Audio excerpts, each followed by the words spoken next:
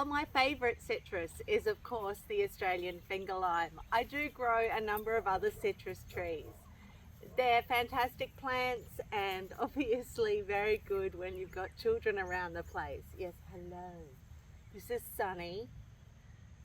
She's decided she's going to be in the video since my citrus grove is in her yard because we have a small yard for her that keeps her away from the wildlife.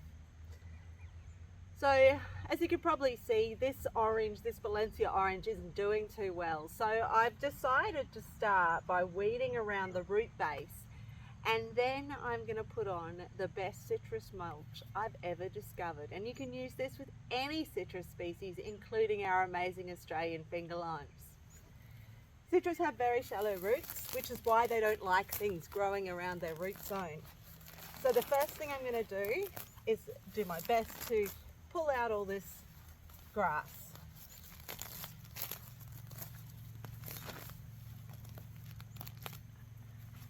And clear a bit of a space. It's not too long since I planted this, so I know that it doesn't have a very big root zone yet.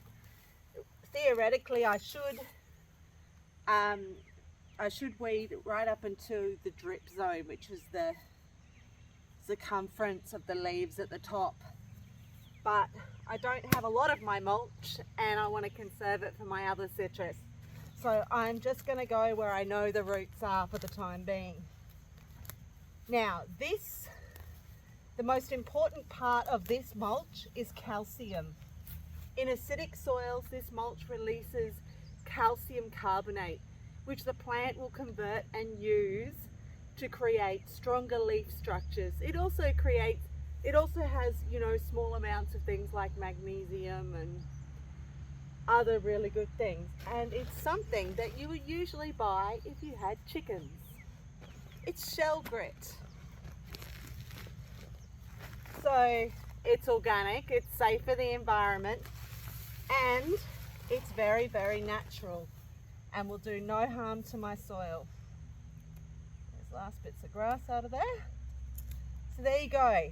Best citrus mulch ever, shell grit. And if you're growing your citrus in pots, it also looks lovely in pots. That's it for now. If you like what I'm doing here, don't forget to like and subscribe and share this video with others who might be having issues with their citrus.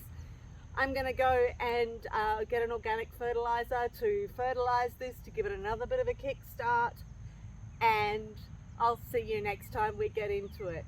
Thanks for watching.